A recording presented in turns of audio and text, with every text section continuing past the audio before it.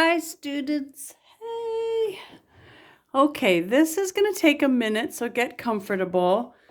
Um, okay. I'm going to be doing a pastel drawing, a very simple demonstration of beginning with pastel drawing that does not rely on black, so it's all chromatic. We use all colors to create darks and lights. This way we create more harmony and rich visual interest. We are also going to not rely on blending with our fingers. So that's sort of a trap with pastels, is over blending. I started with a very simple structural underdrawing using a neutral color. It's like a pale sepia or umber, something middle and very light to find my basic shape and structure and proportion of my object. I picked complementary colors, which are colors that are opposite each other on the color wheel. Red, and it's sort of an orange red. So this is sort of a blue green. This is a yellowy green, and this is a purpley color. Purple and yellow are complements. Orange and blue are complements. Red and green are complements. So this is roughly a complementary color scheme. The virtue of complements is that you can mix them to get neutrals. Neutrals are harmonizing. So to begin, I'm going to start with like a light color. With pastel, we want to start practicing blending by not using our fingers and over blending. With pastel, it's more of like a layering is what we're kind of shooting for. This is also kind of light up in here. As always, we work general to specific. So my next color maybe I'll shoot for is a middle orange. You don't want to necessarily go straight for the most detailed. Oh, you can see my tracings of old drawings under there. I'm squinting at the still life, the apple, and I'm notice how, as always, like I've been telling you, when we draw in black and white, sorry for the coughing team, you work from general to specific. I'm not finishing a portion of this apple and making it beautiful and perfect and then moving on to another portion. I'm thinking of it more like painting, and trust me, if you're not a painter, I'm with you. I am no painter. But pastels in color are more like painting in that you want to build in layers.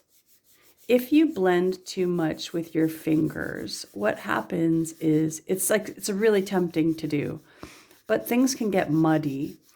And just blend together and become neutrals because that's what happens when we blend things together too much, right? Is we kind of lose all specific information. So we're going to rely in this drawing on the pastels to do most of our blending. Notice the way I'm building slowly. When I pick up a color like this middle orange, I'm squinting at my still life and I'm looking at it real close and I'm thinking, where do I see it? And I'm just putting it in. Maybe there's a touch down here. In the shadows of this apple, the temptation is to grab good old black or dark brown to draw shadows. But we're going to resist that urge and instead render shadows using color. This is going to help us to see, sorry, oh my gosh, I hate that. When we look for color within shadows, whoops, I lost my pastel there. What happens is, it's like we're training our eye. Ordinarily, as I've been telling you guys, we are very color dominant. Like we look and we think red, green, whatever. But what's more important to how we see is a contrast of value, dark and light. So Even though this is a blue-green, look how I'm just jumping in with my dark purple. But it's still readable, isn't it, in the drawing? Pretty magical. I find that to be very magical. Notice the way it's starting to build. Build your drawing slowly. Don't try to finish one part. I want you to start your practice drawing just like I'm doing. Resist the urge, that panicky urge to just make it look nice right away. I'm going to add a little red in my shadow because that will create visual harmony. Do you guys remember that harmony is created through repetition? Remember that one? So that's repetition of shape, repetition of value, but also repetition of color. As I repeat the colors I'm using throughout my drawing. So anytime I have this in my hand, I'm kind of squint at my still life and I look for value. There's no real green in here, but it's a little dark. So I'm taking my green and look at how it's making a neutral. Oh, it's so magical. I'm telling you, it is magical.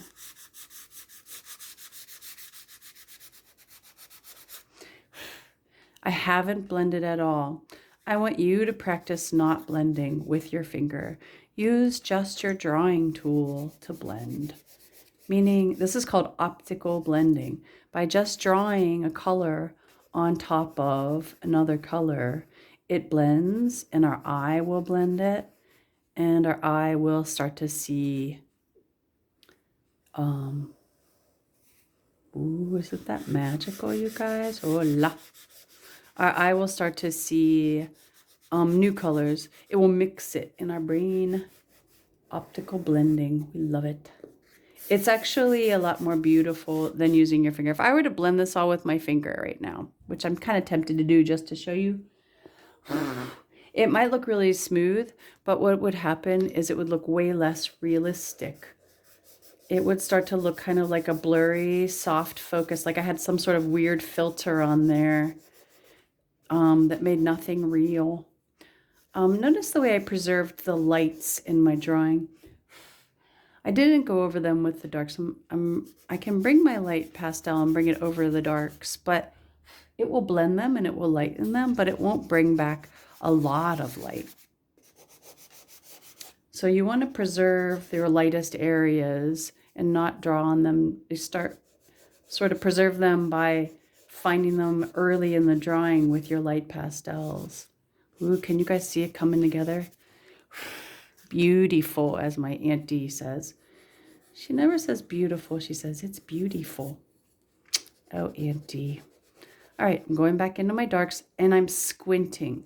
This is color and value. Mainly, be patient with yourself. If this doesn't come easy for your first try, keep working at it. Resist the urge, young people. I'm going to put a little neutral in there. Resist the urge to blend with your fingers. You can use your colored pencils too. I mean, your pastel pencils. I do not have a pack of pastel pencils. I forgot to bring out this color. I'm not so worried, everyone, and I don't want you to either. I'm not so worried that you match hue. Hue is another word for color. As much as I want you to consider matching value. What's going to make stuff readable to the viewer is going to be the darks being in the right place and the lights being in the right place. That our lights are a pale, pale yellow, a pale, pale green. I could even take anything like this pale blue, which doesn't really show up anywhere in there, maybe in the fabric a little bit. And I could find a place on this apple that has a touch of this value and work it in there. All that's going to do is harmonize the apple with my drawing. Try not to breathe in too much pastel as I wheeze and cough my way through my day. It's not good to breathe in. Look at how much pastel's on my apple now. Great. There's a reflected light in there that's kind of pretty. So I'm just going in there with a little bit of light. And then I'm going back in here with the dark. squinting, leaning back and squinting. Can you see there's a little reflected purple from the, or dark green, purple from the fabric? Bringing it back in there. It's really just observing. In here, there's a little bit of dark. So as you can see, I haven't used any black or even umber, but it's still pretty readable as an object. I'm not going to go too long and finish this, really super finish it, because I don't really care how photorealistic you guys do this drawing. I just want you to practice not hacking. Oh wait, no, that's me.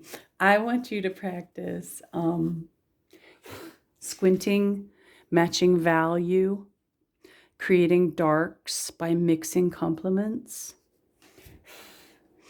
using repetition. So if you use a color somewhere, use it elsewhere in your drawing, and experiment. Be patient with yourself. Your first drawing might be a little bit funky, but I mean, how long has I been drawing this for so long? Maybe like 8 minutes or something. If you did something like this, I would be super pleased. I think you would be too. So give it a shot. Okay, young people, take care of yourselves. I talk to you soon. Bye.